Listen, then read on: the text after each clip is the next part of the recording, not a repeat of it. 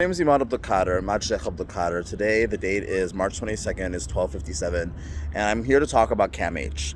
CAMH used to be a mental asylum.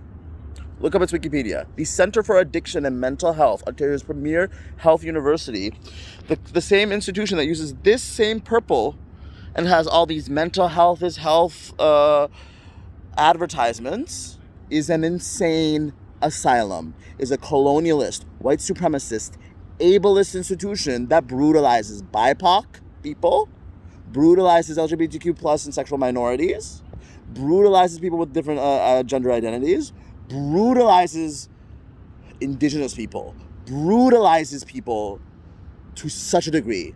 I know this not just because I've been a CAMH patient since 2015 and gone through hell. I've gone through hell. You talk about One Flew Over the Cuckoo's Nest? I lived One Flew Over the Cuckoo's Nest. I'm surprised I'm alive. But I fundraised for CAMH with public outreach. And yes, public outreach, I'm calling you out too. I fundraised for CAMH with public outreach in the summer of 2018. For 3 months, I stood on the street with a CAMH vest, waved down people, and asked them to open their wallets to give at a minimum a $10 monthly donation to this institution. I heard horror stories. Let me tell you how easy it was to fundraise for CAMH. CAMH is the easiest charity to fundraise. One of our pitches was actually pitched something like, "Hi, we're here with CAMH. We're the Ontario's premier mental health institution and the oldest mental health exists. Did you know that every day, 300 people commit suicide?" I can't remember the time frame. It was something along the lines of every day or every month, 300 people commit suicide, or every year. And the wait times are so extreme. Anything to want to come to CAMH is anything between 6 months to 3 years. And we preached a solution, being like, "Oh, but we're building a new hospital. It's going to have all these beds. It's going to take people off the wait list, yada, yada, yada." People opened their wallets and just started giving me money. Our goal was $40 a month every day in total donations. One day I got $120 in monthly donations, 3 times our goal. I was that good. And all the while, I heard horror story after horror story after horror story about CAMH.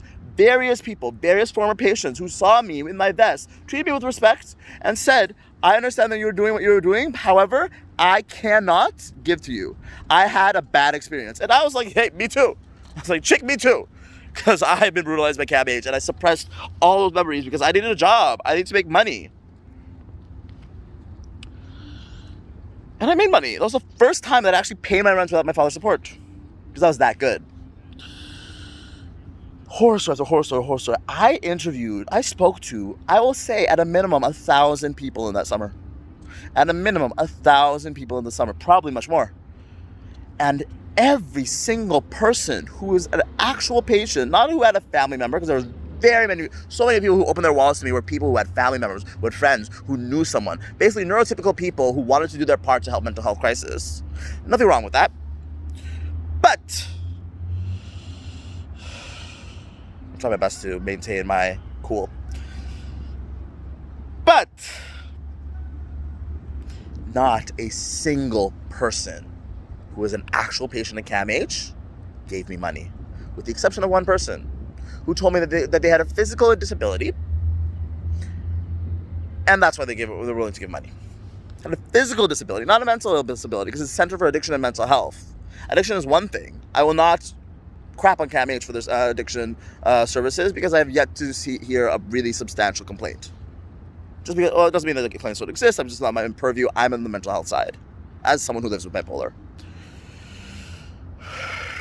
Horror story after horror story after horror story about one lady, a really smart lady, told me about a upper level person who worked at CAMH who was propagating transphobic rhetoric.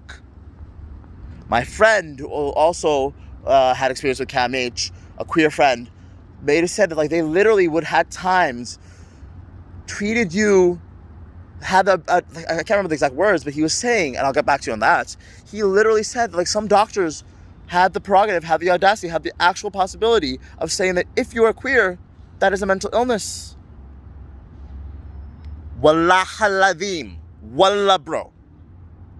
That's what my friend said. I don't doubt it. Let's not even get into the anti-black racism, the depths of anti-black racism that I've experienced from CAMH. The depths of the colonialists, that persecution and the incredible mistreatment of indigenous people. I met a white passing indigenous woman, a teenager, who was gaslit by her friends. We were both in the same ward together. Who was gaslit by her friends, telling her, oh, you're the girl from 13 Reasons Why. You should kill yourself. But her white colonialist friends in small town Ontario, and we had a connection. And then the next day, she was sent to the acute care unit. The horror stories I can tell you would fill up the most jaw-dropping docu-series you would ever see. You think Tiger King was good? Whoever made Tiger King, call me up. Aaron Sorkin, call me up.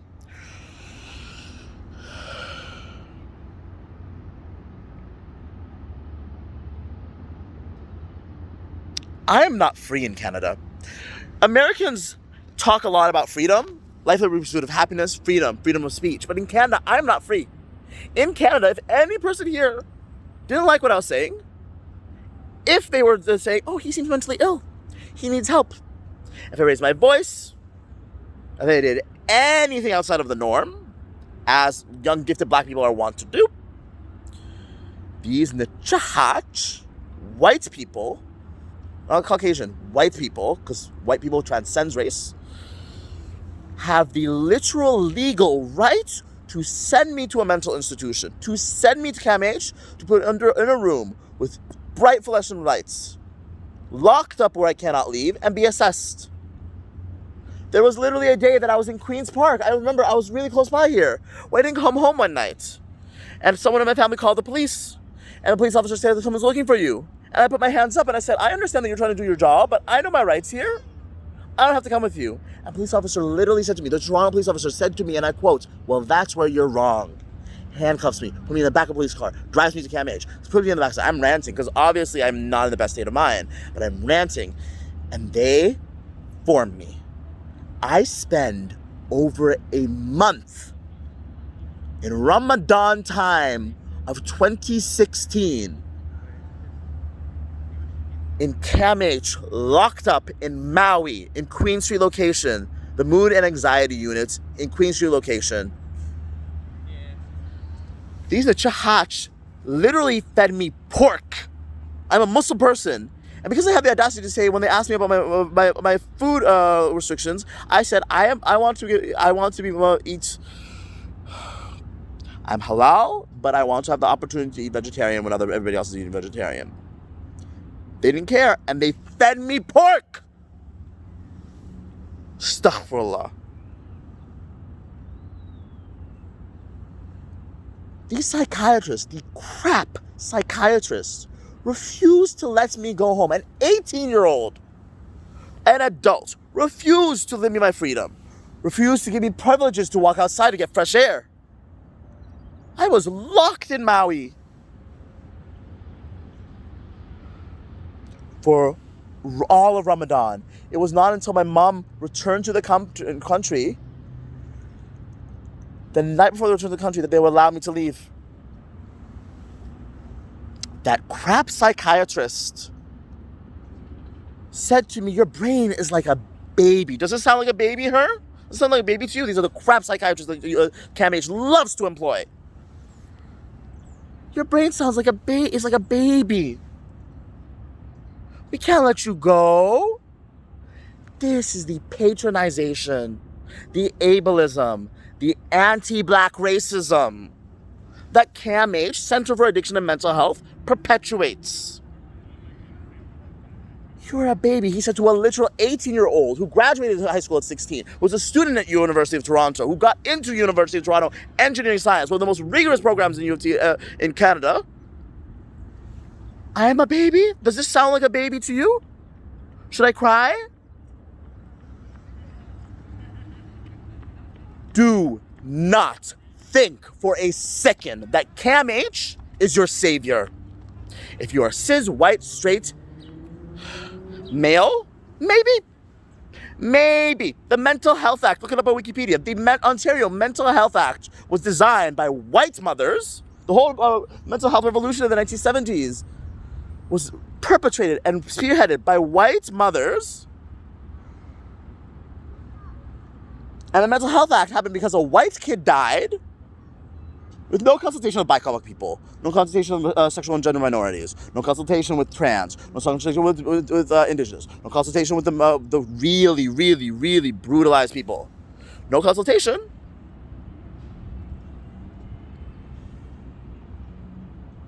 If you are currently giving to CAMH, cancel your subscription. If I spoke to you and I signed you up for CAMH, cancel your subscription. Do it now. CAMH, if you're watching this and you want to sue me, go the fuck ahead. I will love the story of David and Goliath. David and Goliath makes a good story. I would love the story. Public outreach too. You want to sue me? Sue me.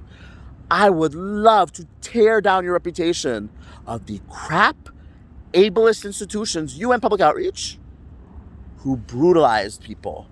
For CAMH, the people who preach care and equity and don't do the work. Public outreach, the people who literally sell charity and brutalize your own employees. Do not try me.